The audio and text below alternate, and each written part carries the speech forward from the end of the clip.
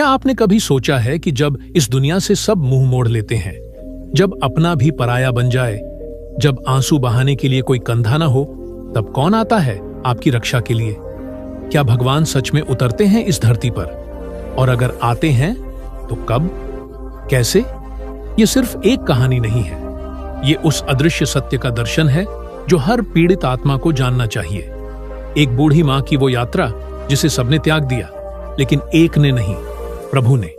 जानिए, प्रभु कब उतरते हैं भक्त की रक्षा के लिए। एक ऐसी कथा जो आपके हृदय को छू जाएगी, आपकी आत्मा को झकझोर देगी और शायद आपको आपके प्रभु से मिला भी दे। अमृत ज्ञान सागर में आपका दिल से स्वागत है। यह कोई साधारण चैनल नहीं, बल्कि श्री कृष्ण के प्रेम और दिव्यता का एक छोटा सा अमृत स्रोत है। अगर आप भी चाहते हैं कि जीवन में अंधकार मिटे और प्रभु का प्रकाश फैले, तो इस यात्रा में हमारे साथ जरूर जुड़िए। चैनल को लाइक करें, कमेंट में पूरे श्रद्धा से लिखें जय श्री राधा कृष्ण और सब्सक्राइब करके बेल आइकन जरूर दबा दीजिए, ताकि श्रीहरि की हर प्रेरणादायक कथा सबसे पहले आप तक पहुंचे। जो भी इस वाणी को सुन रहा है, उनके जीवन में भगवान श्री कृष्ण सदा कृपा बनाए रखें। आपके परिवार पर, आपके जीवन पर, आपके हर कदम पर उनका हाथ हो। दुख मिटे, करुणा बढ़े और मन सच्चे प्रेम में डूब जाए। कभी हार मत मानो, क्योंकि जिस जीवन में कृष्ण है, वहां असंभव भी संभव बन जाता है। याद रखिए, जब तुम थक जाओ तब मत रुकना, रुकना तब जब श्री कृष्ण की कृपा से मंजिल मिल जाए। जय श्री राधा कृष्ण। जब भक्त हृदय से पुकारता है, तब देवता चुप नहीं रहते। जब कोई आत्मा अपने तन, मन और प्राण को समर्पण करके प्रभु के चरणों में अर्पित कर देती है, तब वह पल ही ईश्वर के अवतरण का क्षण बन जाता है। यह कोई साधारण क्षण नहीं होता, यह काल, देश और दिशा से परे का क्षण होता है। यह वह पल होता है जब समस्त सृष्टि रुक जाती है, जब समय की गति मंद पड़ जाती है, जब स्वयं भगवान अपने परम धाम से उठकर पृथ्वी पर उतरते हैं। परंतु प्रश्न यह है कि प्रभु कब उतरते हैं? क्या वे केवल उस समय आते हैं जब संकट गहराता है? क्या वे केवल उन्हें बचाने आते हैं जो व्रत, उपवास, पूजा और यज्ञ करते हैं? या क्या उनका आगमन उस निस्वार्थ प्रेम की सुगंध से होता है जो किसी मंदिर की घंटियों से नहीं, बल्कि हृदय की तड़प से निकलती है? भक्त और भगवान का संबंध किसी लेन देन का नहीं होता। यह संबंध किसी पुण्य फल का परिणाम नहीं होता। यह संबंध आत्मा और परमात्मा के बीच की एक अद्भुत अनुभूति है, एक गूढ़ संवाद है जो शब्दों से नहीं, भावना से होता है। जब भक्त के आंसू चुपचाप बहते हैं और वह उन्हें किसी को नहीं दिखाता, केवल प्रभु से कहता है, हे नाथ, अब बस तेरा ही सहारा है, तभी ईश्वर की आंखों में भी कंपन होता है। उन्हें वह पुकार रोक नहीं पाती। वह चाहे तो ब्रह्मांड चलने से रोक सकते हैं, लेकिन एक सच्चे भक्त की पुकार को नहीं। इतिहास गवाह है कि जब जब सच्चे भक्तों पर संकट आया, प्रभु ने अपनी मर्यादा तोड़कर हस्तक्षेप किया। वे नियमों से परे हो गए, अवतरण की परिभाषाओं को पीछे छोड़ आए। भक्त प्रहलाद बालक था, अकेला था, परंतु उसका विश्वास अटल था। उसे जलाया गया, फेंका गया, मारा गया, पर वह डरा नहीं। और अंततः जब अहंकार ने स्वयं प्रभु को ललकारा, कहां है तेरा भगवान, तब नृसिंह रूप में ईश्वर प्रकट हुए। उस क्षण कोई मंत्रोच्चार नहीं हुआ था, कोई यज्ञ नहीं चल रहा था, केवल एक बालक की श्रद्धा थी। वह श्रद्धा इतनी तीव्र थी कि प्रभु को ललाट फाड़ कर आना पड़ा। द्रौपदी की पुकार भी ऐसी ही थी। सभा में वस्त्र खींचे जा रहे थे, धर्मराज मौन थे, पितामह भीष्म विवश थे, अर्जुन निष्क्रिय था। उस क्षण जब उसने सभी से आशा छोड़ दी, केवल गोविंद को पुकारा, हे केशव, तब मेरी भुजाएं फड़क उठी। वह पुकार संकोच से नहीं, प्रेम से, विश्वास से, आर्त भाव से थी, और मैंने वहीं से उसे चीर प्रदान किया। वह वस्त्र नहीं था, वह मेरी उपस्थिति थी। परंतु क्या मैं केवल संकट में ही आता हूं? क्या केवल मृत्यु के समय, दुहक के क्षणों में, युद्ध के मैदान में मैं अवतरित होता हूं? नहीं, मैं तो तब भी आता हूं जब कोई वृद्धा मुझे माखन खिलाने को तैयार बैठी होती है, जब कोई बालक मुझे खेलने को बुलाता है, जब कोई युवती मुझे अपने हृदय में स्थान देती है, जब कोई पिता अपनी रोटी का हिस्सा मुझे अर्पण करता है, जब कोई माँ मुझे अपने पुत्र से अधिक प्रेम करती है। मैं तब भी आता हूं जब कोई निर्धन रात्रि में रोटी नहीं खा पाता लेकिन अपने हिस्से की रोटी मुझे अर्पण करता है। एक बार की बात है, एक साधारण ग्राम में एक लड़की रहती थी। नाम था गोमती। वह निर्धन थी, अनाथ थी, पर उसके पास एक मिट्टी की श्री कृष्ण मूर्ति थी। वह उसे नहलाती, सजाती, खिलाती और रात्रि में उससे बातें करती। लोग उसे पागल कहते थे, पर वह कहती, मेरे कान्हा मुझसे बातें करते हैं। एक दिन गांव में लुटेरे आ गए। घर जलाए जाने लगे, औरतों को अपमानित किया जाने लगा। सब डर कर भागने लगे। गोमती भागी नहीं, वह अपनी मूर्ति को गोद में लिए बैठी रही। उसने कहा, मुझे कहीं नहीं जाना, मैं तेरे भरोसे हूं कृष्णा।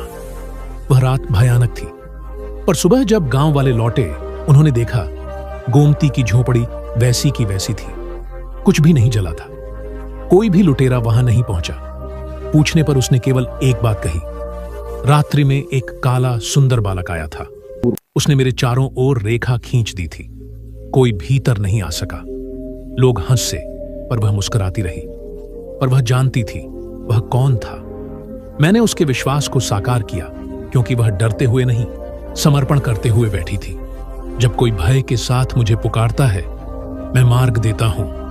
जब कोई प्रेम के साथ पुकारता है, मैं स्वयं साथ चलता हूं। और जब कोई समर्पण के साथ पुकारता है, तब मैं स्वयं उसके भीतर उतर जाता हूं। मेरे लिए न पूजन विधि आवश्यक है, न वेद मंत्र। मुझे चाहिए केवल निष्कलंक प्रेम। मीरा जब विष का प्याला पीती है और कहती है, मेरे तो गिरधर गोपाल, दूजा न कोई, तब मैं उस विष को अमृत बना देता हूं। उसका प्रेम था जिसने मुझे बांध लिया। भक्ति कोई साधारण प्रक्रिया नहीं है, यह आत्मा की पुकार है। यह वह संकल्प है जिसमें भक्त कहता है, चाहे कुछ भी हो जाए, मैं तुझसे विमुख नहीं होऊंगा। वह निश्चय करता है, दुख आए तो भी तेरा, सुख आए तो भी तेरा, मृत्यु आए तो भी तेरा, जीवन बचे तो भी तेरा। जब ऐसा भाव उत्पन्न होता है, तब मैं आता हूं। आज लोग सोचते हैं, ईश्वर नहीं सुनते, पर क्या तुम सच्चे हो? क्या तुम्हारी पुकार में वो व्याकुलता है जो प्रहलाद की थी, जो द्रौपदी की थी, जो गोमती की थी, जो मीरा की थी? यदि नहीं, तो मैं कैसे आऊं? तुम्हारे पास मोबाइल है, इंटरनेट है, सुविधा है, पर तुम्हारे पास समय नहीं है कि एक क्षण बैठकर मन से पुकार सको। तुम चाहते हो कि मैं तत्काल तुम्हारी इच्छा पूरी कर दूं।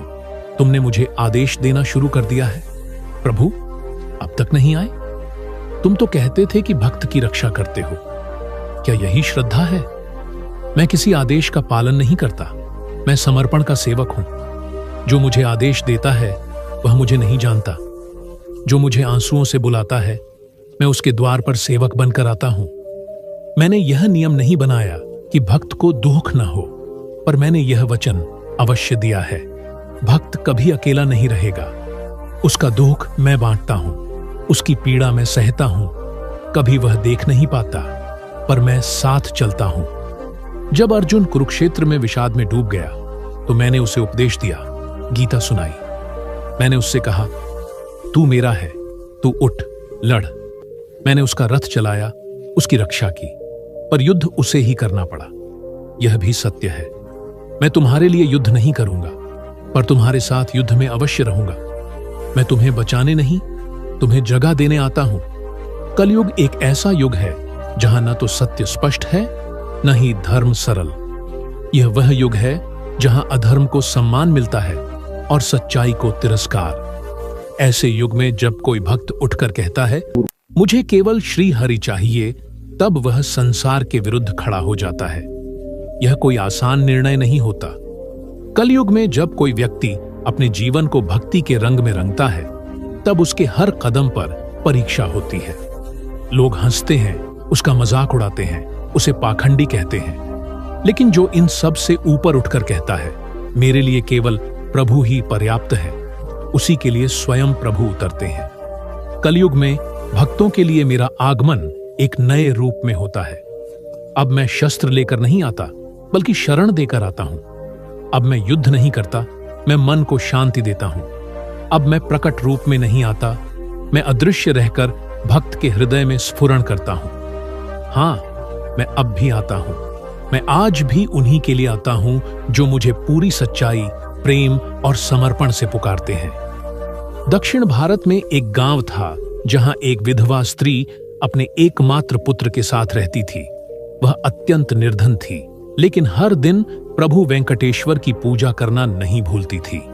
उसके घर में भोजन का एक दाना भी नहीं बचता था, लेकिन वह रोज कहती, हे प्रभु, तू ही मेरा पालनहार है। एक दिन उसका पुत्र बहुत बीमार हो गया। औषधि, डॉक्टर, इलाज कुछ भी उपलब्ध नहीं था। मां ने उसे अपनी गोद में लिया, मंदिर के सामने बैठ गई और कहने लगी, हे वेंकटेश, या तो मेरे पुत्र को ठीक कर दे या मुझे भी ले चल। मैं अकेली रहकर क्या करूंगी। उस रात्रि जब मां थककर मंदिर की सीढ़ियों पर सो गई, एक साधु वहां आया। उसके पास औषधि थी। उसने बालक को औषधि दी, कुछ मंत्र पढ़े और जाते जाते मां से कहा, कल प्रातः तुम्हारा पुत्र उठकर खड़ा होगा। और हुआ भी वही। मां जागी, देखा बालक स्वस्थ था, पूर्णतया ठीक। उसने चारों ओर देखा, साधु कहां गया। मंदिर के पुजारी ने कहा, यहां कोई साधु नहीं आया था। मां समझ गई, यह मेरा प्रभु था। वह इस बार साधु बनकर आया। प्रभु आज भी आते हैं, लेकिन तुम्हें देखना आना चाहिए। वे अब चमत्कार के रूप में नहीं, चरित्र के रूप में आते हैं।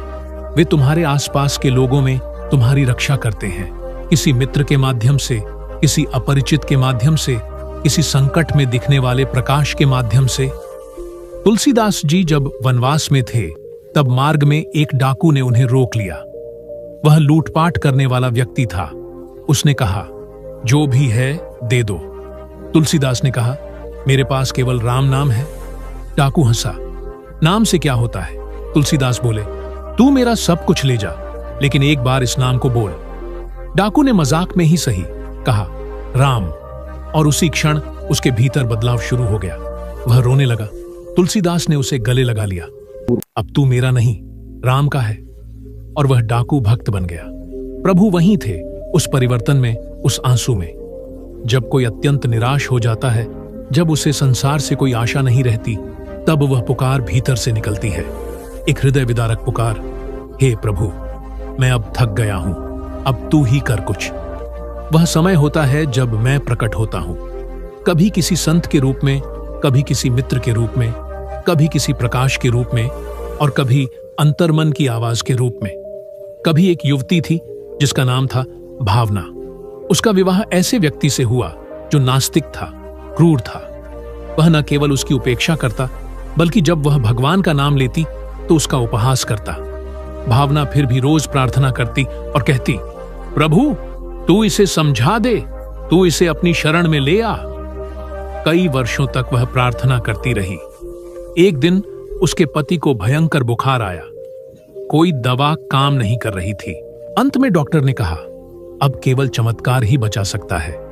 भावना ने प्रभु से कहा, यदि तूने मेरी भक्ति स्वीकार की है तो अब दिखा दे। रात में उसके पति ने सपना देखा।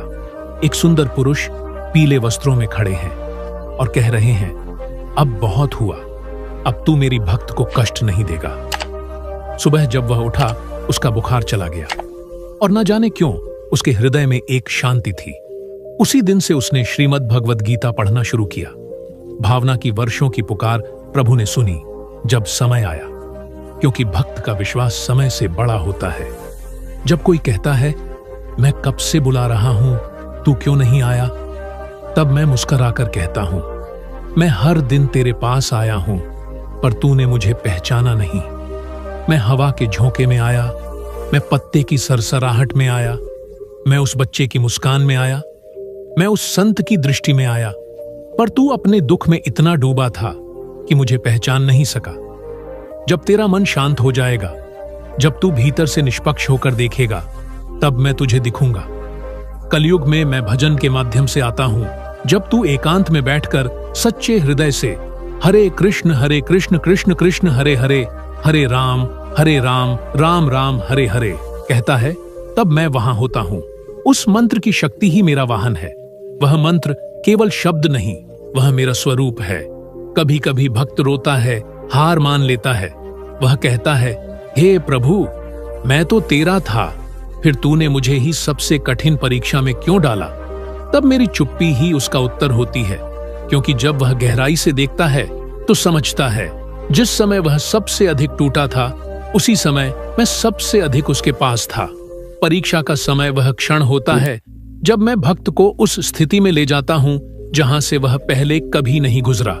वहां उसकी आस्था को परखा जाता है, उसका विश्वास, उसका समर्पण और धैर्य, इन सब का मूल्यांकन किया जाता है। याद करो, जब द्रौपदी का चीरहरण हुआ और उसने सब जगह सहायता मांगी, कोई नहीं आया। जब उसने दोनों हाथ जोड़कर अंतिम बार पुकारा, हे कृष्ण, तब मैंने वहां पहुंचकर उसकी लाज बचाई। उस क्षण मैं वहां नहीं आया जब उसने पहली बार पुकारा था, मैं तब आया जब उसने पूरी तरह मेरे हवाले कर दिया सब कुछ। यही तो मेरी लीला है। आज के युग में भी ऐसी घटनाएं घटती हैं। एक बार की बात है, एक गरीब किसान था जिसका नाम था मोहन। उसके पास केवल एक गाय थी। वह उसका दूध निकालकर अपने बच्चों का पेट पालता। वह दिन रात हरे कृष्ण महामंत्र का जप करता। गांव के कुछ लालची लोगों को उसकी गाय चाहिए थी। उन्होंने झूठ बोलकर उस पर चोरी का इल्जाम लगाया और पुलिस से मिलकर उसे जेल भिजवा दिया। उसके बच्चे भूखे हो गए, लेकिन जेल में भी वह रोज नाम जपता रहा, हरे कृष्ण कृष्ण कृष्ण हरे हरे। 6 दिन बाद गांव में तेज बाढ़ आई। जिन लोगों ने उस पर झूठा आरोप लगाया था, उनका सारा घर बार बह गया। पर उसी समय मोहन जेल में सुरक्षित था। उसका नाम साफ हुआ और सरकार ने उसे क्षतिपूर्ति के रूप में जमीन दी। जब वह बाहर आया तो सभी ने देखा, वह और अधिक शांत, अधिक परिपक्व और अधिक भक्तिपूर्ण हो गया था। जब लोगों ने पूछा, क्या तुमने प्रभु से गुस्सा नहीं किया? उसने कहा, नहीं, क्योंकि मैं जानता था कि वो परीक्षा ले रहे हैं और मुझे बड़ा कुछ देने वाले हैं। भक्त की रक्षा हर युग में प्रभु ने की है, लेकिन हर बार उसी तरह नहीं। कभी वे प्रकट होकर रक्षा करते हैं, कभी छिपकर। कभी वे संकट को आने ही नहीं देते और कभी वे संकट आने देते हैं ताकि उससे निकलकर भक्त और भी ऊंचा उठ सके।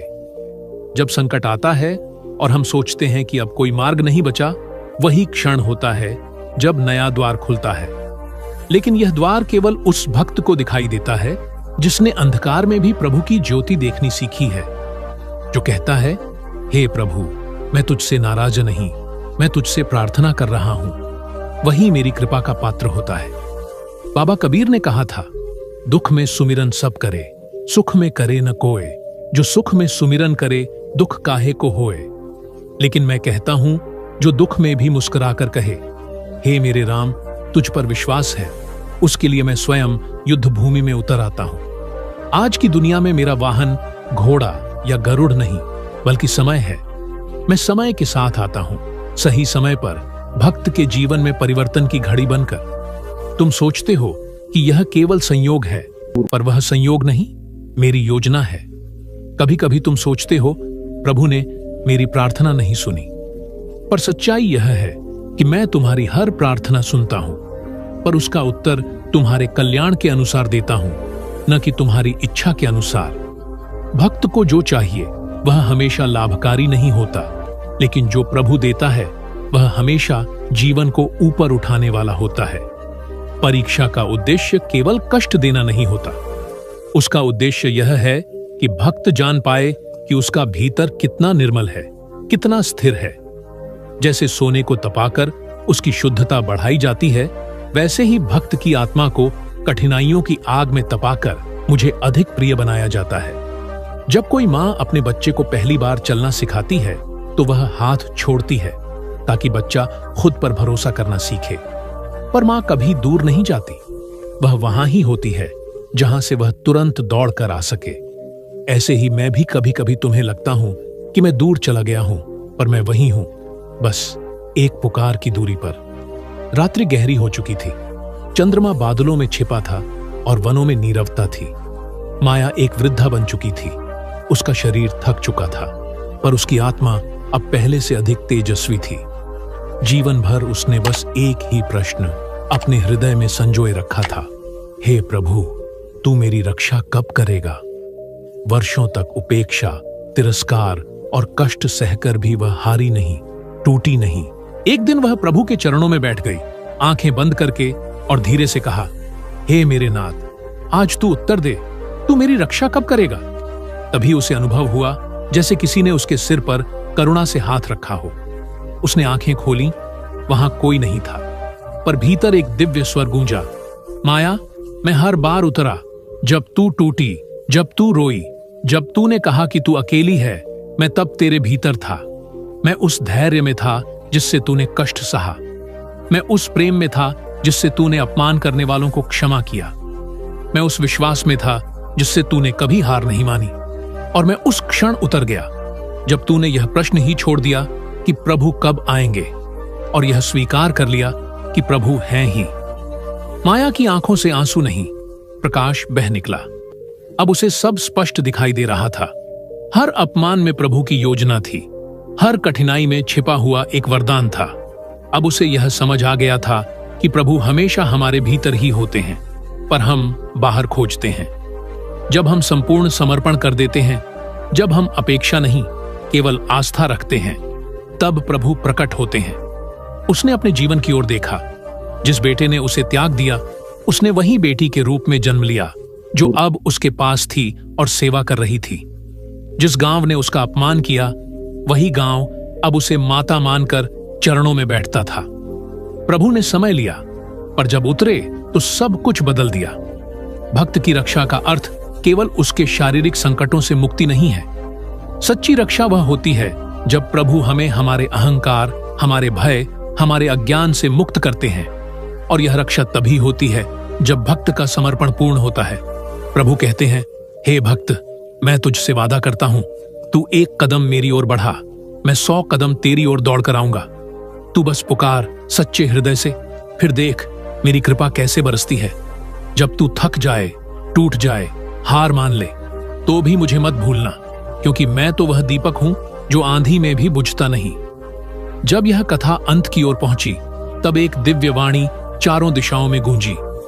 जब भक्त सत्य, श्रद्धा और प्रेम के मार्ग पर अडिग होता है, तब मैं अवश्य उतरता हूं उसकी रक्षा के लिए। चाहे युग कोई भी हो, चाहे नाम कोई भी हो, स्थान कोई भी हो, मैं वही हूं, मैं वहीं रहूंगा। और फिर शांति छा गई। माया का जीवन अब प्रश्न नहीं, केवल उत्तर बन गया था। और यह उत्तर केवल उसके लिए नहीं, उन सभी के लिए था जो आज भी जीवन की कठिनाइयों में यह पूछते हैं, प्रभु कब उतरते हैं भक्त की रक्षा के लिए। तो स्मरण रखो, प्रभु हर बार उतरते हैं जब भक्त का विश्वास नहीं डगमगाता। प्रभु हर बार उतरते हैं जब भक्त कहता है, जो कुछ हो रहा है तेरी इच्छा है। प्रभु हर बार उतरते हैं जब भक्त न्याय नहीं केवल प्रेम चाहता है। प्रभु हर बार उतरते हैं जब भक्त प्रतीक्षा नहीं समर्पण करता है। प्रभु हर बार उतरते हैं जब भक्त अपना जीवन, अपनी पीड़ा और अपना हृदय प्रभु को अर्पण कर देता है। यही है उस प्रश्न का उत्तर जो युगों से पूछा गया और युगों तक पूछा जाएगा। प्रभु कब उतरते हैं भक्त की रक्षा के लिए? जब भक्त सच्चा होता है, तब प्रभु साक्षात उत्तर आते हैं। माया अब वृद्धा नहीं रही थी, वह अब स्वयं एक जीवित तपस्विनी बन चुकी थी। उसका जीवन अब संसार के लिए एक उदाहरण बन चुका था। लोग दूर दूर से उसकी एक झलक पाने आते थे। उसे अब कोई त्यागी वृद्धा नहीं कहता, अब वे उसे प्रभु की प्रिय कहते थे। परंतु माया के भीतर अब भी एक गहराई थी जिसे वह जानती थी। उसके हृदय में अब कोई प्रश्न नहीं था, लेकिन एक अधूरी इच्छा अवश्य थी। वह चाहती थी कि जिस तरह उसे सत्य का साक्षात्कार हुआ, वैसे ही और भी आत्माओं को यह अनुभव हो। वह चाहती थी कि संसार यह समझे कि प्रभु का आगमन केवल पुराणों की कथा नहीं, बल्कि जीवंत यथार्थ है। एक दिन गांव के सरपंच ने आकर विनती की, माता, कृपया हमारे गांव में कुछ दिन रहिए। लोग आपके दर्शन करना चाहते हैं, आपकी वाणी सुनना चाहते हैं। माया मुस्कुराई। अब वह अपने जीवन को प्रभु की योजना मान चुकी थी। वह तैयार हो गई। उस गांव में जब वह पहुंची तो सैकड़ों लोग उसके स्वागत के लिए एकत्र थे। पर वह भीड़ में एक चेहरा ऐसा था जिसने माया का ध्यान खींचा। एक युवक जो भीड़ से अलग खड़ा था। उसकी आंखों में व्याकुलता थी, जैसे वह किसी उत्तर की तलाश में आया हो। माया ने धीरे से उसे पास बुलाया। बेटा, माया ने पूछा, कौन हो तुम? वह युवक कांपती आवाज में बोला, माता, मैं वही हूं जिसने अपनी मां को वृद्धाश्रम में छोड़ दिया था। जीवन की दौड़ में मैंने उसे बोझ समझा, पर अब जब मेरी बेटी ने मुझसे यही व्यवहार किया, तब मुझे समझ आया कि मां क्या होती है। अब मैं आपकी शरण में आया हूं, क्या प्रभु मुझे क्षमा करेंगे? माया के नेत्रों से आंसू बह निकले। वह जानती थी ये वही पुत्र है जिसने कभी उसे अस्वीकार किया था, अब पुनः आया है। परंतु वह अब उसका पुत्र नहीं रहा था। वह अब एक भक्त था जो पश्चाताप की अग्नि में तप कर आया था। उसने कहा, प्रभु तब उतरते हैं जब पाप के पश्चाताप में प्रेम हो, जब हृदय की कठोरता आंसुओं में पिघल जाए। तुमने मेरी नहीं, अपने भीतर छिपे प्रभु की पुकार सुनी है। और जब हृदय सच्चा होता है तब क्षमा भी दिव्य होती है। युवक रो पड़ा और माया के चरणों में गिर गया। तभी एक वृद्ध व्यक्ति वहां आया जिसके वस्त्र साधु जैसे थे। लोग उन्हें स्वामी जी कहते थे। उन्होंने कहा, माता, यह वही क्षण है जब भक्त का पश्चाताप प्रभु के अवतरण का कारण बनता है। आप स्वयं साक्षी हैं कि कैसे एक आत्मा अंधकार से प्रकाश की ओर लौटी है। माया ने आकाश की ओर देखा और उसके भीतर एक दिव्य आनंद उमड़ पड़ा। उसने अनुभव किया कि प्रभु अब बाहर नहीं, भीतर उतर आए हैं, और यही अनुभव वह सबको देना चाहती थी। उसने एक संकल्प लिया। अब वह उस गांव में एक साधना स्थल बनाएगी जहां हर वो आत्मा जो टूटी है, बिछड़ी है या स्वयं से ही दूर हो चुकी है, वहां आकर अपने प्रश्नों के उत्तर पाए। जहां कोई पापी यह न पूछे कि वह क्षमा के योग्य है या नहीं, बल्कि यह जाने कि प्रभु ने उसे अब तक जीवित रखा, क्योंकि प्रभु को उससे अभी भी आशा है। साधना स्थल का निर्माण हुआ। कोई धन नहीं था, कोई महल नहीं था। एक छोटी सी कुटिया, कुछ तुलसी के पौधे, एक दीपक और प्रभु की मूर्ति, यही सब था। पर वहां ऐसा शांति का वातावरण था कि लोग दूर दूर से खींचे चले आते। माया अब वहां बैठकर भक्तों को केवल कथा नहीं सुनाती थी, वह उन्हें अनुभव कराती थी कि कैसे उनकी अपनी पीड़ा ही उन्हें प्रभु के निकट लाती है। एक बार एक विधवा स्त्री आई जिसने जीवन भर अभाव झेला था। उसने पूछा, माता, क्या प्रभु मुझे भी देख रहे हैं? क्या उन्होंने मुझे भुला दिया? माया ने उसकी आंखों में देखा और कहा, जब तू रोती है और तेरी आंखों में कोई नहीं देख पाता, तब प्रभु तेरे आंसू पोंछते हैं। जब तू अकेली भूखी सोती है, तब प्रभु तेरे सपनों में अन्न रखते हैं। प्रभु ने तुझे नहीं भुलाया, तूने ही संसार के शोर में उनकी आहट नहीं सुनी। विधवा स्त्री फूट फूट कर रोने लगी। वह अनुभव कर रही थी कि कोई उसकी आत्मा को छू गया है और यहीं से उसका नया जीवन शुरू हुआ। वर्ष बीतते गए। माया अब वृद्धा भी नहीं रही।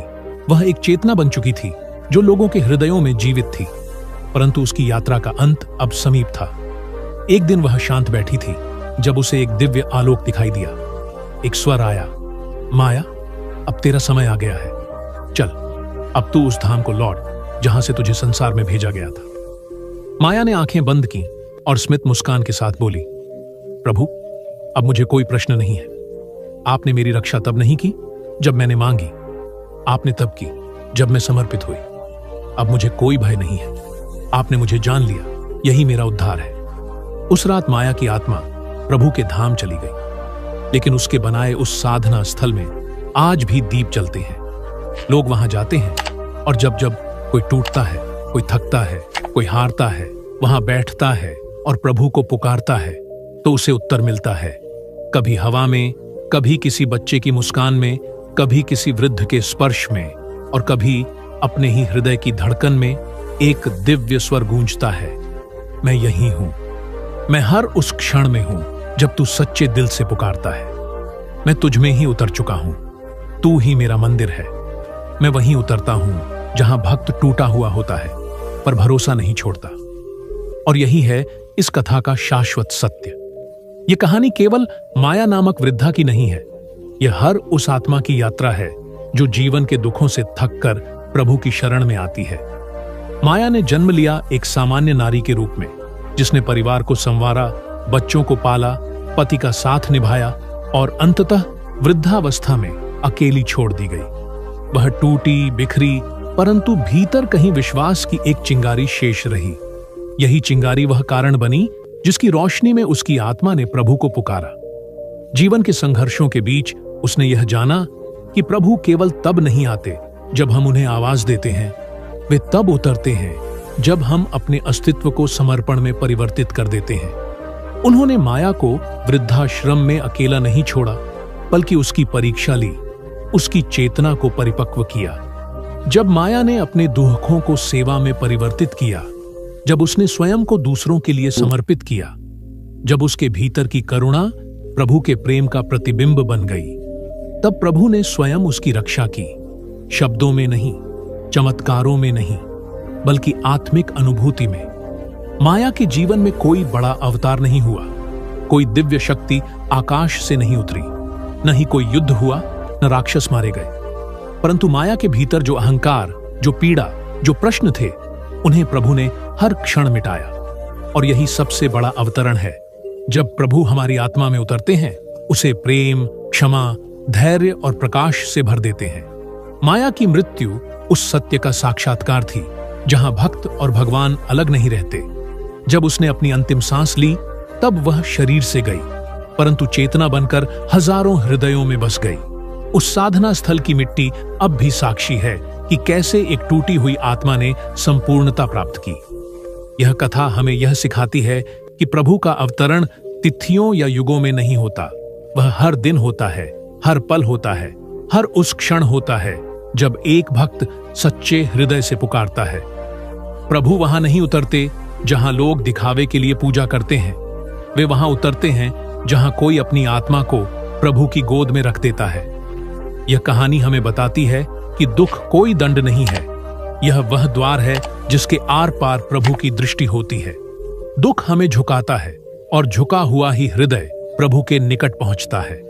माया का जीवन इसका जीवंत उदाहरण है कि जब एक भक्त केवल मांगना बंद करके देना शुरू करता है, जब वह क्रोध, आरोप और अभाव की भाषा छोड़कर मौन हो जाता है, तब उसकी आत्मा में प्रभु उतरते हैं। प्रभु का अवतरण केवल पौराणिक घटनाओं तक सीमित नहीं है। वे गीता में कहते हैं, यदा यदा हे धर्मस्य ग्लानिर्भवति भारत। परंतु इस श्लोक की आत्मा यह नहीं कहती कि वे केवल पृथ्वी पर युद्ध करने आते हैं। इसका गूढ़ अर्थ यह है कि जब भी आत्मा में धर्म की भावना डगमगाने लगती है, तब प्रभु आते हैं उसे संभालने। और माया की आत्मा में जब घोर अंधकार था, तब प्रभु ने धीरे धीरे प्रकाश भेजा, कभी किसी वृद्ध के रूप में, कभी किसी पौधे के रूप में, कभी मौन ध्यान में। जीवन में प्रभु का अवतरण बहुत सूक्ष्म होता है। वह हमारी आंखों से नहीं, हृदय से देखा जाता है। जब हम अपनी पीड़ा को त्याग में बदलते हैं, जब हम अपने हृदय को किसी और की सहायता में लगाते हैं, जब हम अपनी श्वासों को सेवा में समर्पित करते हैं, तो वह हर स्पंदन में उतरते हैं। और जब वे उतरते हैं, तब कोई शोर नहीं होता, परंतु आत्मा को वह शांति मिलती है जो हजारों वर्षों के ध्यान के बाद भी नहीं मिलती।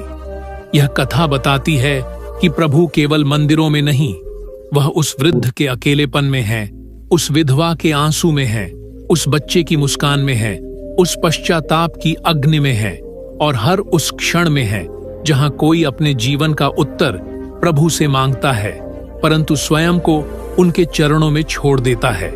इस कहानी का सार यही है कि प्रभु कभी देर नहीं करते। वे हर उस आत्मा की रक्षा करते हैं जो उनकी ओर कदम बढ़ाता है। भले ही संसार उसे त्याग दे, भले ही शरीर बूढ़ा हो जाए, भले ही शब्द साथ न दें, पर जब अंतर्मन पुकारता है तो प्रभु उतरते हैं। वे उतरते हैं मौन में, वे उतरते हैं धैर्य में, वे उतरते हैं समर्पण में, वे उतरते हैं उस भाव में जहां मैं समाप्त होता है और तू ही शेष रह जाता है। और तब जीवन एक कथा नहीं, एक महाकाव्य बन जाता है, जिसमें भक्त और भगवान एक ही कथा के दो पक्ष नहीं, एक ही चेतना के दो अनुभव होते हैं। यही है प्रभु कब उतरते हैं भक्त की रक्षा के लिए, इस अमृत कथा का अंतिम परंतु शाश्वत संदेश। हर इंसान की जिंदगी में एक समय ऐसा आता है जब वो खुद को अकेला, टूटा हुआ और हारा हुआ महसूस करता है। लेकिन याद रखिए, आप अकेले नहीं हैं। जब आपकी आंखें रोती हैं, तब कोई देख रहा होता है। जब आपका दिल टूटता है, तब कोई आपको जोड़ने की तैयारी कर रहा होता है। वो हैं हमारे प्रभु श्री कृष्ण। अगर आपने इस कहानी से कुछ सीखा है तो इसे अपने जीवन में उतारिए, और अगर ये कथा आपके मन को छू गई हो तो इसे दूसरों तक भी पहुंचाइए। शायद कोई और भी आज इसी कहानी में अपने जीवन का उत्तर ढूंढ रहा हो। हमारी इस छोटी सी कोशिश को अपना आशीर्वाद देने के लिए इस वीडियो को जरूर लाइक करें। अगर आप चाहते हैं कि ऐसी और भी दिव्य और प्रेरणादायक कथाएं आपके जीवन को छूती रहें, तो अमृत ज्ञान सागर चैनल को सब्सक्राइब जरूर करें और बेल आइकन दबाना न भूलें। और हाँ, कमेंट में दिल से लिखिए जय श्री राधा कृष्ण, ताकि यह संदेश ब्रह्मांड तक पहुंचे कि हम अब भी प्रेम, भक्ति और विश्वास से जुड़े हुए हैं। आपका एक कमेंट, एक लाइक और एक शेयर किसी और के जीवन में भी श्री कृष्ण की कृपा बन सकता है। आपका दिन शुभ हो। श्री कृष्ण आप पर और आपके परिवार पर अपनी कृपा दृष्टि बनाए रखें। राधे राधे। जय श्री राधा कृष्ण। चलिए एक और कहानी सुनाती हूं। यह कथा बहुत प्राचीन काल की है, जब धरती पर धर्म की रक्षा के लिए प्रभु समय समय पर अवतरित होते थे। इस कहानी की नायिका है एक निर्धन, विधवा और अत्यंत भक्तिपरायण स्त्री। उसका नाम था सुदामा।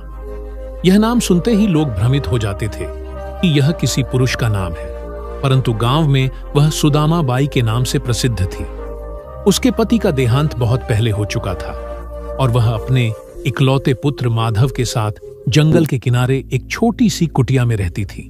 उसका जीवन अत्यंत साधारण, किंतु उसकी श्रद्धा असाधारण थी। सुदामा बाई का दिन प्रभु के स्मरण से आरंभ होता और उसी में समाप्त होता। वह नित्य तुलसी के पौधे को जल देती, प्रभु श्री कृष्ण की मूर्ति को स्नान कराकर भोग अर्पण करती और फिर गीता का पाठ करती। उसके पास इतना भी धन नहीं था कि अच्छे वस्त्र पहन सके, किंतु उसके हृदय में भगवान के लिए जो प्रेम और समर्पण था, वह स्वर्ग के देवताओं को भी विस्मित कर दे। वह हर दिन अपने पुत्र को यही सिखाती, माधव, जीवन में चाहे कितना भी संकट आ जाए, पर भगवान को मत छोड़ना। वे कभी अपने भक्तों को अकेला नहीं छोड़ते। जब जब संकट आता है, वे किसी न किसी रूप में प्रकट होते हैं। माधव अभी केवल 10 वर्ष का था, परंतु उसकी आंखों में एक अलौकिक चमक थी। वह अपने छोटे से मन से मां की हर बात को ध्यानपूर्वक सुनता और भगवान श्री कृष्ण की भक्ति में उसका भी मन रमने लगा था। मां की प्रेरणा और गीता के पाठ से उसमें धैर्य, संयम और श्रद्धा की जड़ें गहरी हो गई थीं। एक दिन गांव के ठाकुर ने घोषणा की कि अब जंगल की भूमि पर किसी का भी अधिकार नहीं रहेगा। जो भी वहां रहेगा उसे कर देना होगा या वह भूमि छोड़नी होगी। सुदामा बाई यह समाचार सुनकर चिंता में पड़ गई। उसकी कुटिया उसी जंगल की भूमि पर थी। न कर देने की सामर्थ्य थी और न कोई अन्य आश्रय। वह उसी रात भगवान से रो रो कर प्रार्थना करने लगी, हे श्री कृष्ण, मैंने तो सदा तुम्हारा नाम जपा है, तुम्हारी भक्ति की है। क्या अब इस वृद्धा को उसके शरण से भी निकाल दिया जाएगा? क्या तूने मेरी भक्ति को तुच्छ समझ लिया? उस रात जब वह सोई तो उसने स्वप्न में देखा एक प्रकाशमयी मूर्ति उसके समक्ष खड़ी है। उस रूप का वर्णन शब्दों से परे था। मोर मुकुट, नीलवर्ण, पीतांबर, कर में बांसुरी, नेत्रों में करुणा और मुख पर एक मधुर मुस्कान। वह समझ गई, ये स्वयं श्री कृष्ण है। प्रभु बोले, सुदामा, तू चिंता क्यों करती है? क्या मैंने कभी अपने भक्तों को दुख में डूबने दिया है? धैर्य रख, कल से जो कुछ होगा वह मेरे ही विधान से होगा। बस विश्वास मत खोना। प्रभु अंतर्धान हो गए और सुदामा बाई की आंख खुल गई। उसके नेत्रों से अश्रु बह रहे थे, किंतु अब उसमें भय नहीं था, केवल विश्वास था। अगले दिन ठाकुर के सैनिक आए और उन्होंने आदेश दिया कि 1 सप्ताह के भीतर भूमि खाली कर दी जाए। गांव के कई लोग इस अन्याय के विरुद्ध बोले, पर डर के कारण अधिकतर मौन रहे। सुदामा बाई शांत थी। वह प्रतिदिन गीता का पाठ करती रही और प्रभु के नाम पर दीप जलाती रही। इसी बीच ठाकुर के पास एक अजनबी ब्राह्मण आया। उसका चेहरा तेजोमय था, वस्त्र सफेद थे और वाणी अत्यंत शांति से युक्त थी। उसने ठाकुर से कहा, राजन, इस भूमि पर एक साध्वी रहती है जो दिन रात भगवान का नाम जपती है। उसे इस कुटिया से हटाना पाप होगा। जो भक्तों को सताता है वह स्वयं संकट में पड़ जाता है। ठाकुर हंस पड़ा।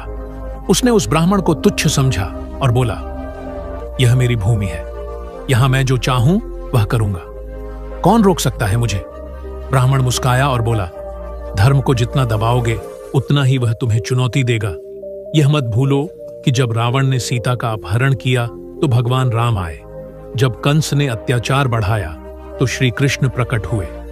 और जब जब अत्याचार सीमा पार करता है, भगवान स्वयं अवतरित होते हैं। यह सुनकर ठाकुर क्रोधित हो उठा।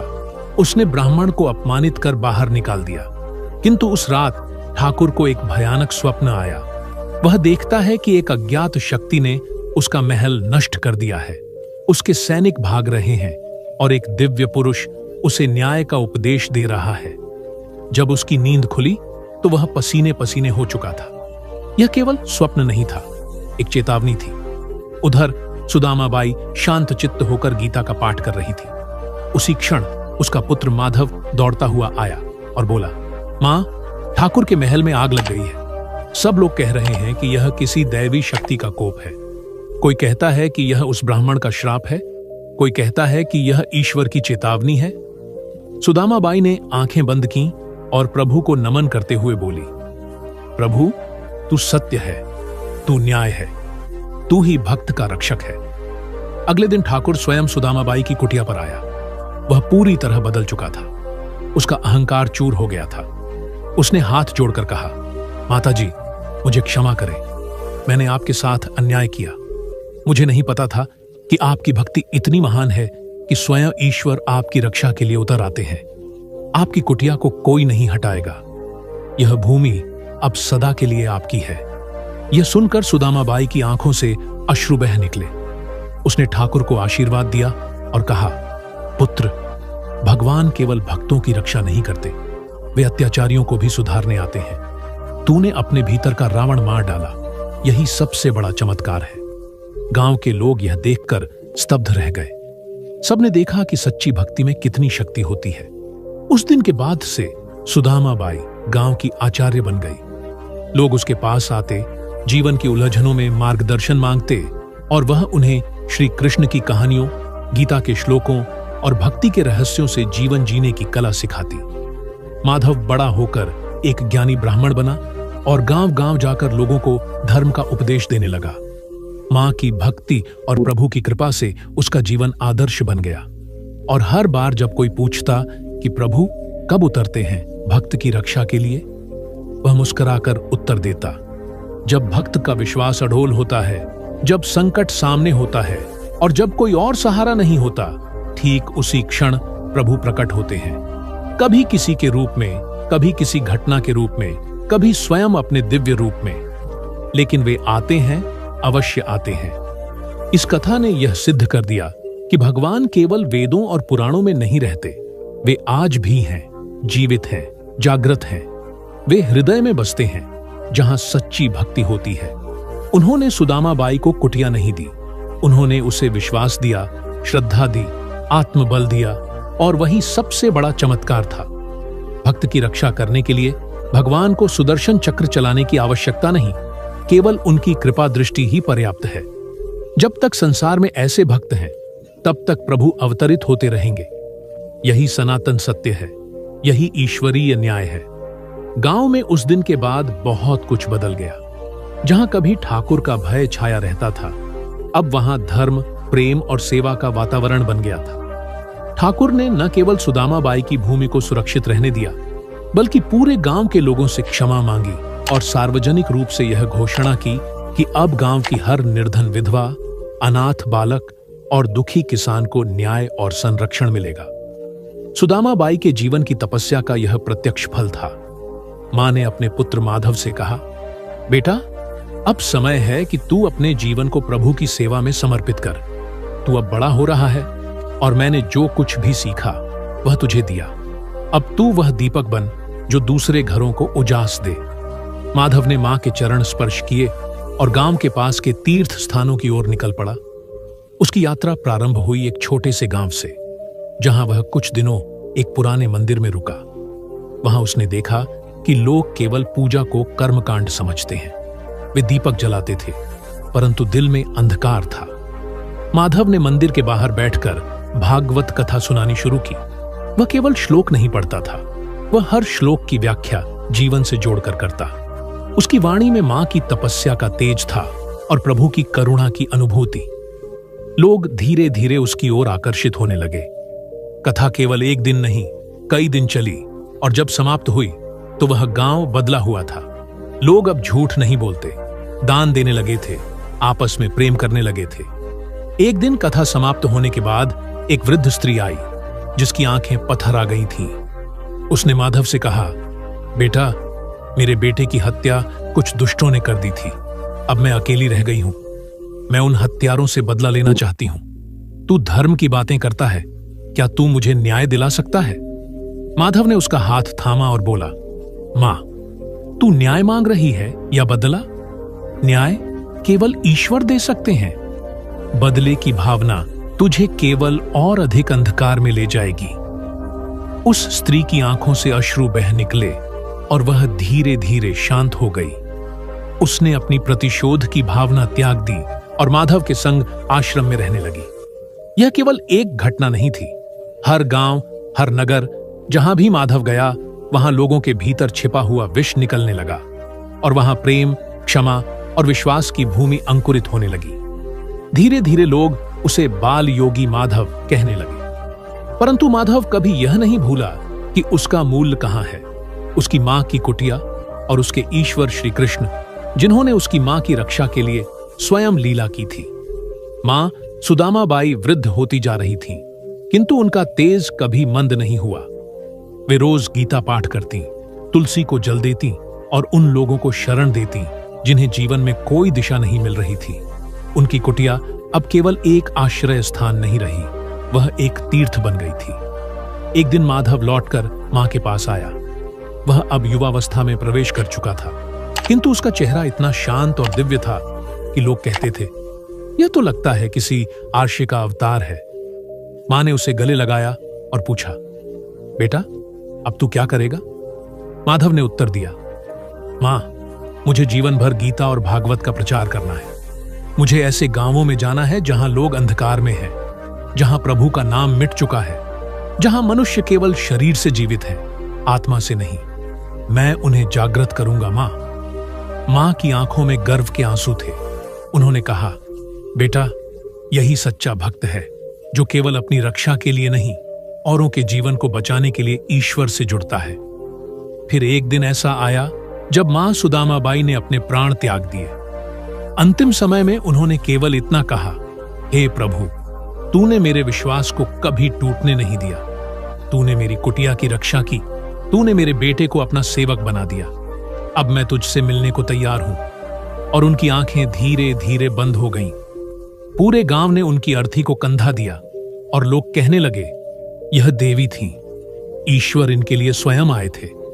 माधव ने मां का अंतिम संस्कार उसी भूमि पर किया जिसे प्रभु की कृपा से उन्होंने बचाया था।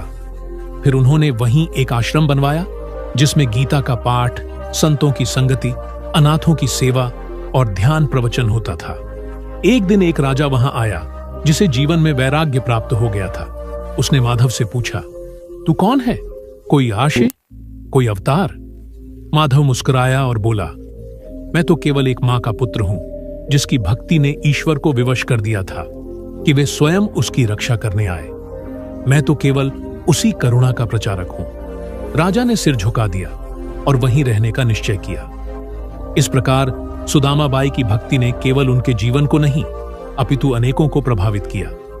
माधव एक युग दृष्टा बन गया और जब भी कोई पूछता, प्रभु कब उतरते हैं भक्त की रक्षा के लिए, तो लोग कहते, जब कोई मां अडिग विश्वास के साथ अंधकार में भी दीप जलाती है, जब उसका पुत्र उसकी तपस्या का फल बनता है, जब एक निर्धन कुटिया भी ईश्वर का मंदिर बन जाती है, तब प्रभु उतरते हैं। वे आकाश से नहीं आते, वे हृदय से प्रकट होते हैं, श्रद्धा की आंखों से दिखाई देते हैं और विश्वास की भूमि पर कदम रखते हैं।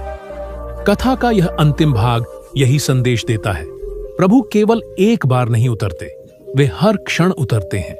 जब जब कोई हृदय कहता है, हे प्रभु मैं अकेला हूं, तब वे कहते हैं, मैं हूं, सदा हूं, तू बस पुकार तो सही। साल बीतते गए। जिस बालक माधव को मां सुदामाबाई ने प्रभु की गोद में सौंपा था, वह अब एक वृद्ध संत बन चुका था। दाढ़ी सफेद हो चुकी थी, केश झुके हुए थे, शरीर झुर्रियों से भर गया था, परंतु चेहरा उतना ही तेजस्वी था जितना एक चिरंतन दीपक का होता है। माधव ने जीवन भर एक ही व्रत निभाया, सेवा और कथा।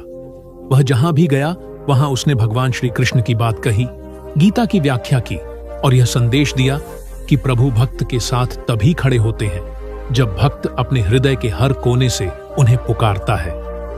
आश्रम अब बहुत बड़ा हो चुका था। वहां दूर दूर से लोग आने लगे थे। राजा, व्यापारी, संत, गृहस्थ, विद्यार्थी, सभी को वहां शांति मिलती थी। माधव की कथा केवल शब्द नहीं थी, वह अनुभव थी। लोग उसे सुनते नहीं थे, जीते थे। और जब वह बोलता था, प्रभु तुम्हारे साथ हैं, तो ऐसा लगता मानो वास्तव में कहीं पास ही श्री कृष्ण खड़े हों, मुरली लिए, मुस्कुराते हुए। वृद्धावस्था के कारण अब माधव कम बोलता था, अधिक ध्यान करता था। वह अब गूढ़ शांति में रहने लगा था। वह अपने जीवन को भीतर से समेट रहा था। एक दिन आश्रम के शिष्य लक्ष्मण ने पूछा, गुरुदेव, अब तो आप मौन अधिक हो गए हैं, क्या यह वैराग्य है? माधव ने मुस्कुराते हुए कहा, नहीं पुत्र, यह वैराग्य नहीं, यह मिलन की तैयारी है। मां की गोद से चला था, अब प्रभु की गोद में लौटने की तैयारी है। मैंने जीवन भर जो बोला, अब वही भीतर गूंजता है। अब शब्द नहीं, अनुभव बोलेंगे। उस रात माधव बहुत देर तक बाहर बैठा रहा। पूर्णिमा की चांदनी फैली थी। आकाश नीला था, शांत, जैसे किसी योगी की चेतना।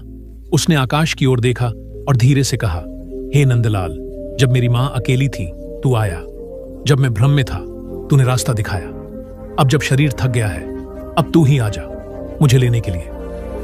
उस रात एक दिव्य स्वप्न आया। माधव ने स्वयं को एक रथ पर देखा जिसे 4 श्वेत अश्व खींच रहे थे।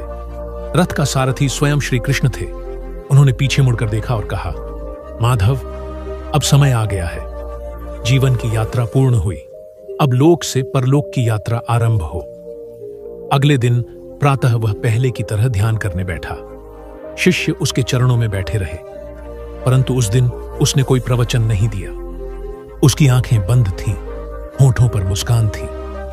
धीरे धीरे उसका शरीर शिथिल हुआ और वह समाधि में चला गया। शिष्यों ने बहुत देर तक प्रतीक्षा की, फिर उन्होंने देखा उसका शरीर शांत है, परंतु आभा वैसी ही है जैसे किसी दीपक की लौ बुझ गई हो, परंतु उसकी गर्मी अभी भी हवा में तैर रही हो। सारी आश्रम में शोक नहीं, दिव्यता फैल गई। यह मृत्यु नहीं, महाप्रस्थान था। लोग दूर दूर से अंतिम दर्शन को आए। उस समय आकाश में बादल उमड़ने लगे और अचानक एक दिव्य प्रकाश उस स्थान पर उतरा। सबने देखा, एक नीले वस्त्रधारी, मुरलीधारी दिव्य पुरुष वहां खड़े हैं। कुछ पहचान नहीं पाए, कुछ रोने लगे और कुछ ने आंखें बंद कर लीं। उनका स्वर गूंजा, यह मेरा पुत्र था, मेरी भक्ति का दीपक। इसकी मां ने जब मुझे पुकारा था, तब मैंने इसके लिए धरती पर कदम रखा था। आज मैं स्वयं इसे लेने आया हूं। फिर प्रभु ने माधव के शरीर के समीप खड़े होकर उसकी देह को स्पर्श किया और कहा, मुझसे अलग कभी नहीं था, अब सदा साथ रहेगा। एक दिव्य आभा उसके शरीर से निकली और उस प्रकाश में समा गई। सबने देखा, सबने अनुभव किया, यह कोई मृत्यु नहीं थी, यह मिलन था। माधव की कुटिया को अब समाधि में परिवर्तित कर दिया गया।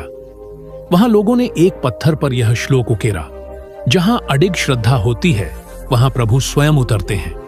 जहां भक्ति होती है वहां समय भी रुक जाता है, और जब कोई संत जीवन को समर्पित कर देता है वहां मृत्यु भी वंदना करती है। समय बीतता गया, सैकड़ों वर्ष बीत गए, पर वह स्थान आज भी जीवित है। लोग वहां जाकर कहते हैं, यह वह भूमि है जहां एक मां ने भगवान को अपने पुत्र के लिए पुकारा था और भगवान आए थे। यह वह भूमि है जहां एक संत ने अपने जीवन को सेवा बना दिया था और प्रभु उसे लेने स्वयं आए थे। कभी कभी आधी रात को, पूर्णिमा के दिन, लोग कहते हैं कि उस समाधि के पास एक वृद्ध संत बैठा दिखाई देता है, जो गीता का पाठ कर रहा होता है। न ऊंचा स्वर, न कोई चमत्कार, बस एक दिव्य शांति। लोग डरते नहीं, झुक जाते हैं और कहते हैं, जय श्री कृष्ण। तो जब भी यह प्रश्न उठे, प्रभु कब उतरते हैं भक्त की रक्षा के लिए, तो इस कथा का उत्तर है, जब एक मां अडिग विश्वास रखती है, जब एक पुत्र सेवा को जीवन बना देता है, जब संसार त्याग कर कोई आत्मा केवल प्रभु के नाम में विलीन हो जाती है, तब प्रभु उतरते हैं। वे केवल संकट से बचाने नहीं आते, वे साथ चलने आते हैं। वे केवल एक बार नहीं उतरते, वे हर पल उपस्थित रहते हैं, हर भक्त के भीतर, हर पुकार में, हर अश्रु में। कथा समाप्त नहीं होती, क्योंकि हर जीवन में कोई न कोई माधव है, कोई न कोई सुदामा बाई है, और कोई न कोई अवसर आता है जब प्रभु को उतरना पड़ता है। क्योंकि जब भक्ति सच्ची होती है तो भगवान को आना ही पड़ता है। माधव की आत्मा जब प्रभु श्री कृष्ण के स्पर्श से देह से अलग हुई तो वह एक ऐसे मार्ग पर चल पड़ी जो न तो धरती का था और न ही किसी सामान्य स्वर्ग का। वह एक चमत्कारिक आकाश मार्ग था जिसमें न कोई छाया थी न प्रकाश का कोई निश्चित स्रोत, फिर भी सब कुछ चमक रहा था। चारों ओर श्वेत प्रकाश की लहरें थीं और उस मार्ग पर चलने के लिए कोई प्रयास नहीं करना पड़ रहा था। वह जैसे खींचा चला जा रहा था, जैसे कोई अदृश्य शक्ति उसे अपनी गोद में उठाकर लिए जा रही हो। आत्मा ने कोई भय अनुभव नहीं किया, बल्कि एक सुखद शांत आह्लाद से उसका अस्तित्व भर गया था। कुछ ही समय में वह एक ऐसे लोक में पहुंचा जो न स्वर्ग था न मृत्युलोक। वह एक विश्राम स्थान था जहां आत्माएं क्षण भर रुकती हैं, अपने जीवन की झलकें देखती हैं, फिर अगले मार्ग पर चल पड़ती हैं। वहां दिव्य यक्ष, गंधर्व और अप्सराएं थे जो भजन कर रहे थे, लेकिन यह भजन किसी लोकपाल की स्तुति नहीं थी। यह उस प्रभु की आराधना थी जो स्वयं एकमात्र सत्य है, श्री कृष्ण। तभी एक दिव्य आत्मा ने माधव के समीप आकर उसे कहा, भक्त माधव, तुम विशिष्ट हो। सामान्य आत्माएं यहां से आगे नहीं जाती, परंतु तुम्हारी यात्रा अब सीधे गोलोक की ओर है। माधव ने सिर झुका दिया। वह मौन था, शब्दों की आवश्यकता नहीं थी। वह जो जीवन भर कहा करता था, प्रभु मेरे साथ हैं, अब वह उसी साक्षात्कार की ओर बढ़ रहा था। एक नई यात्रा आरंभ हो चुकी थी। जैसे जैसे वह आगे बढ़ा, वैसे वैसे प्रकाश और सूक्ष्म होता गया। अब शरीर जैसा कुछ शेष नहीं था, केवल चेतना थी। चेतना जो स्वयं बोलती थी, सुनती थी और महसूस करती थी। अचानक वह एक अद्भुत स्थल पर पहुंचा। वह कोई भवन नहीं था, न ही कोई किला या मंदिर। वह एक अनुभव था, एक क्षेत्र जिसमें प्रेम, शांति, आनंद और माधुर्य तरंगों के रूप में बह रहे थे। वहां वृंदावन की गंध थी, यमुना का स्पर्श था, गोपियों का हर्ष था और राधा का मौन था। और ठीक बीचों बीच एक विशाल रत्न जड़ित सिंहासन था जिस पर स्वयं श्री कृष्ण विराजमान थे। नीले वर्ण, नेत्रों में शांति और अधरों पर मुस्कान। उन्होंने मुरली नहीं पकड़ी थी, वह उनके पास रखी थी, क्योंकि आज वे केवल एक राजा या प्रेमी नहीं थे। वे आज एक पिता, एक मार्गदर्शक और एक रक्षक थे। माधव ने आगे बढ़ते हुए शीश झुका दिया। श्री कृष्ण ने उसे संकेत से उठाया और अपने समीप बैठाया। वहां कोई औपचारिकता नहीं थी, न कोई पूछताछ, न कोई स्वर्ग नरक का निर्णय, केवल प्रेम, केवल अपनापन। श्री कृष्ण बोले, माधव, तुम्हारी मां ने जब मुझे पुकारा था, उसी क्षण से मैं तुम्हारे साथ था। तुम जब भूखे थे, मैंने अन्न बनाया। जब ठंड में कांपे, मैंने कंबल भेजा। जब निराश हुए, मैंने भीतर से प्रेरणा दी। तुमने मुझे कभी देखा नहीं, परंतु मैंने तुम्हें कभी छोड़ा नहीं। माधव की आंखों से आंसू बहने लगे। उसने कहा, प्रभु, आपने मुझे इतना सब दिया, परंतु फिर भी मैं कभी पूर्ण विश्वास नहीं कर सका कि आप सदा साथ हैं। कई बार डगमगाया, कई बार सोचा कि क्या आप सचमुच सुनते हैं? क्या आपने कभी नाराजगी महसूस की? श्री कृष्ण ने मंद मुस्कान के साथ कहा, नहीं माधव, जो डगमगाता है वही तो मेरी ओर दौड़ता है। यदि तुम कभी संशय में न पड़ते तो तुम मुझे जीवन भर खोजते नहीं। मैं चाहता हूं कि मेरे भक्त मुझसे प्रश्न करें, रोए, पुकारें, क्योंकि उसी में प्रेम की सच्चाई है। यदि कोई भक्त केवल तब तक भक्ति करे जब तक उसे फल मिलता रहे तो वह लेन देन है। परंतु तुमने उस मां की भक्ति सीखी जो बिना मांगे भी मुझे पुकारती थी।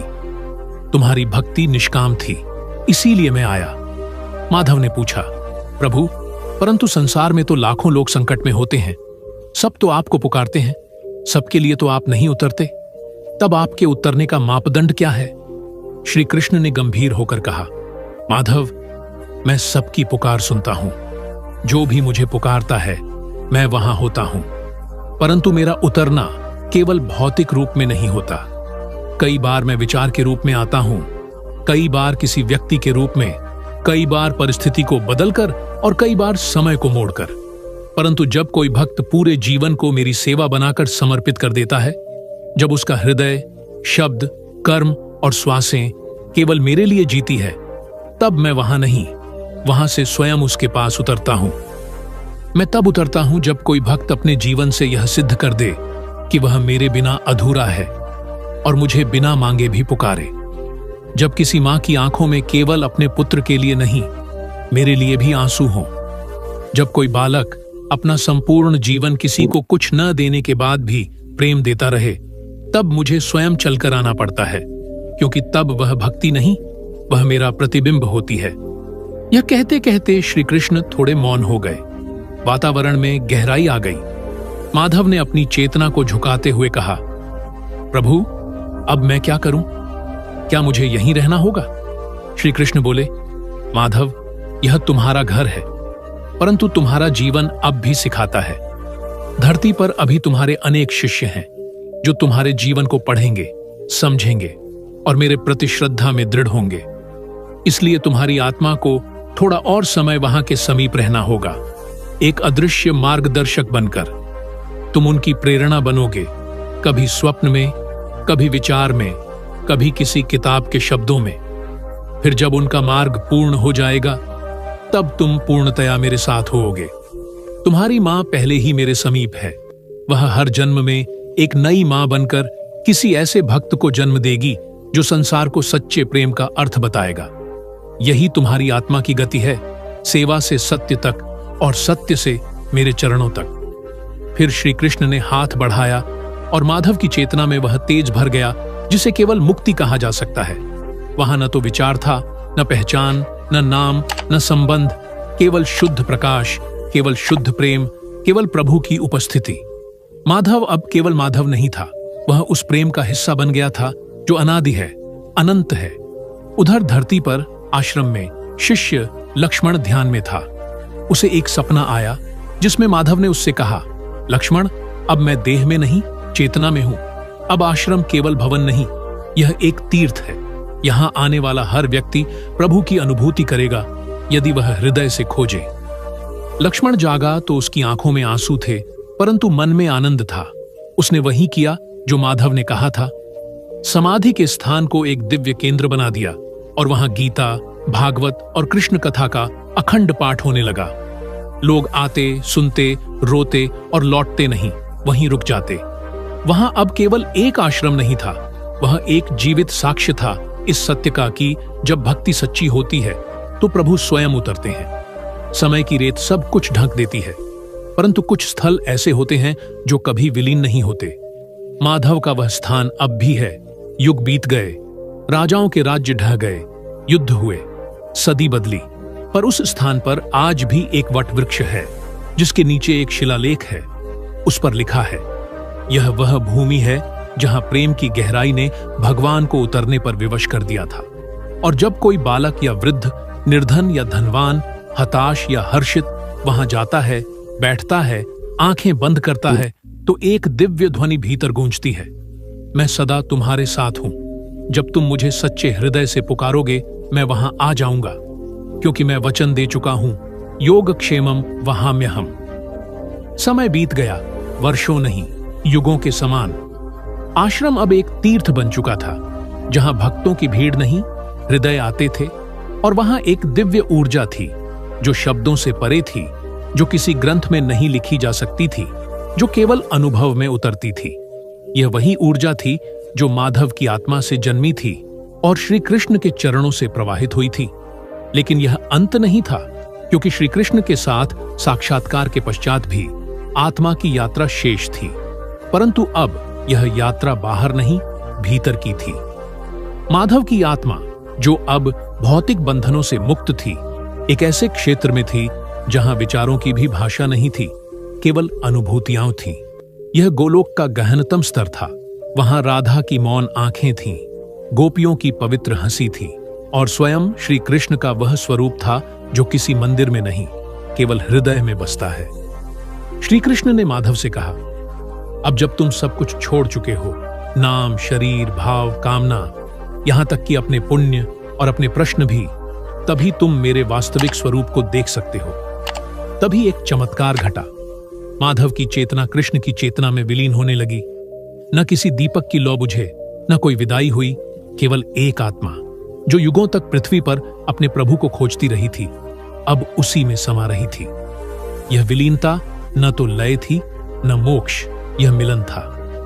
माधव अब स्वयं माधव नहीं रहा, वह अब कृष्ण के हृदय का एक स्पंदन बन चुका था।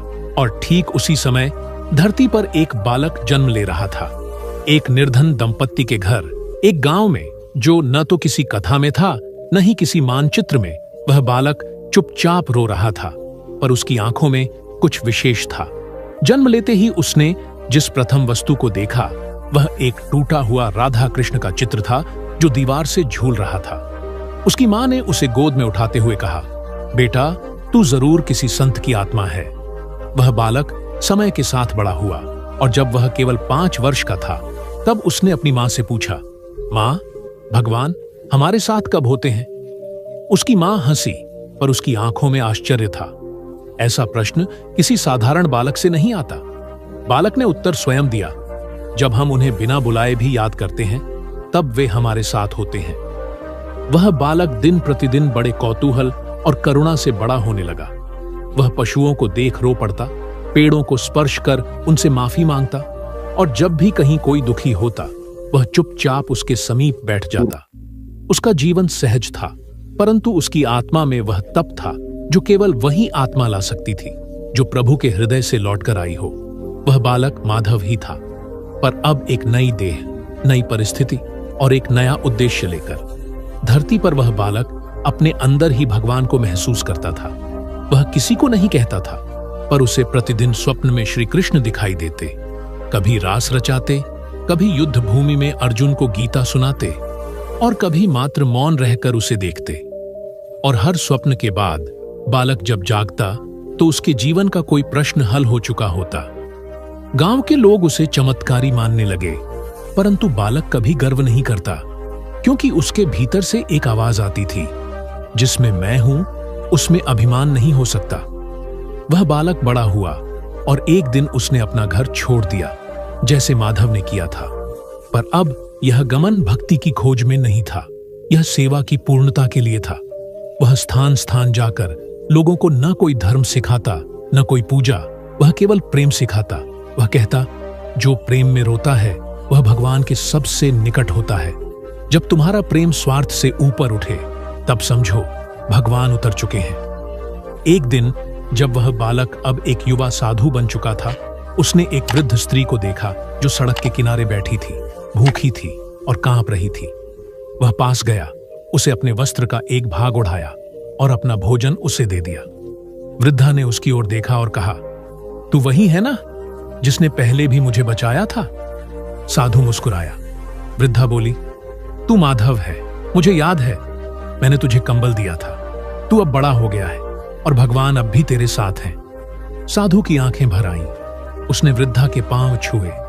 उसे लगा वह स्वयं मां यशोदा की मूर्ति को छू रहा है।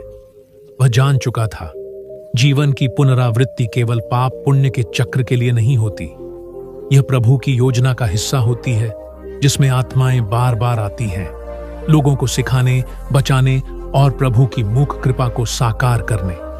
अब जब साधु पूर्ण रूप से जागृत हो चुका था, भीतर और बाहर दोनों रूपों में, तब एक रात उसे स्वप्न में श्री कृष्ण का आदेश मिला। वे बोले, अब समय आ गया है कि तुम अपने अंतिम कार्य को पूर्ण करो।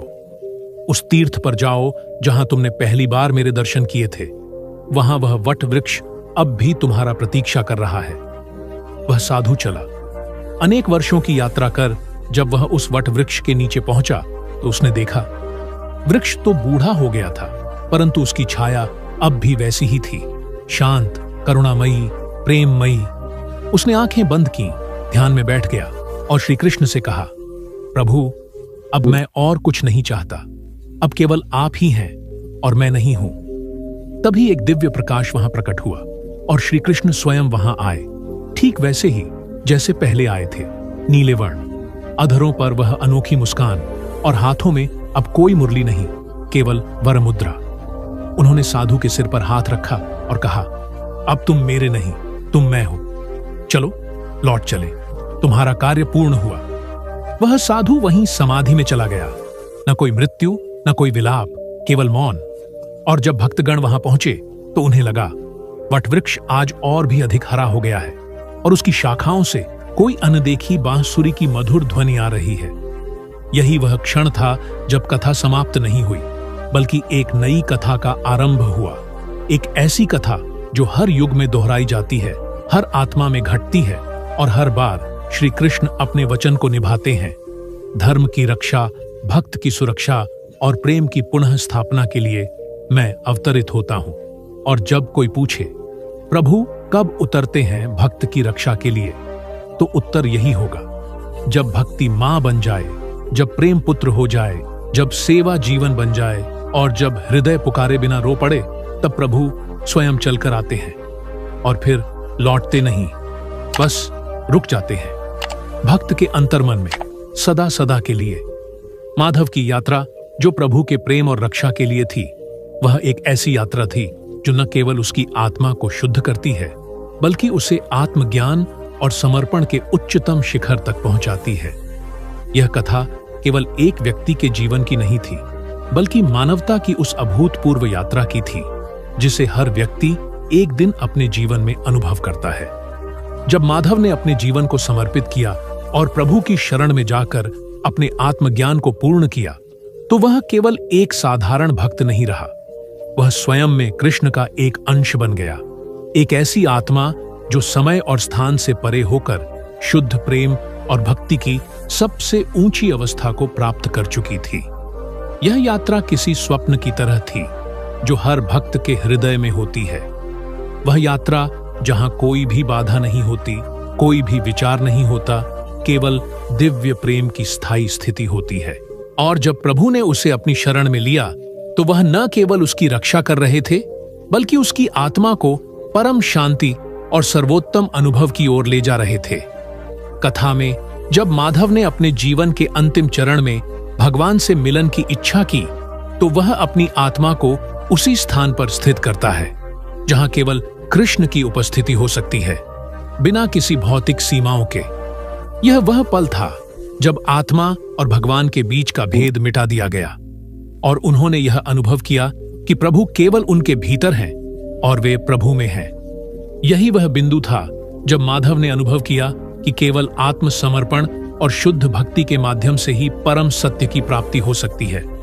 साधु का बाल्यकाल में भक्ति और सेवा की खोज, माधव का अंततः भगवान से साक्षात्कार और फिर उसकी उपस्थिति में आए जीवन के विशेष पल यह दर्शाते हैं कि प्रभु हमेशा अपने भक्तों के पास होते हैं, भले ही वे उन्हें देख न पा रहे हों। माधव की भक्ति केवल एक साधारण उपासना नहीं थी, बल्कि यह एक ऐसी यात्रा थी जिसमें उन्होंने हर पल कृष्ण को अपने भीतर महसूस किया। जैसे जैसे वह आत्मनिर्भर होते गए, वैसे वैसे भगवान ने उसे अपने दिव्य रूप में अनुभव कराया। कथा में जब उस बालक ने भगवान से पूछा कि प्रभु हमारे साथ कब होते हैं, जरेनिया, तो उसकी यह सरल लेकिन गहरी बात यह दर्शाती है कि भगवान केवल हमारे साथ नहीं होते, बल्कि वे हमारे भीतर होते हैं। उनका अस्तित्व हमारी आत्मा का हिस्सा बन जाता है। भगवान का साक्षात्कार हमारी आत्मा के माध्यम से ही संभव होता है और यही सच्चा भक्ति रूप होता है। इस पूरी कथा का सार यह है कि भगवान कभी दूर नहीं होते, वे हमेशा हमारे भीतर होते हैं। हमें उन्हें खोजने के लिए कहीं बाहर जाने की आवश्यकता नहीं होती, क्योंकि वे हमारे भीतर ही विद्यमान होते हैं। जब हम अपने हृदय से कृष्ण की उपस्थिति को स्वीकार करते हैं और उनसे पूरी निष्ठा से जुड़े रहते हैं, तो भगवान हमारे जीवन के हर पल में प्रवेश करते हैं।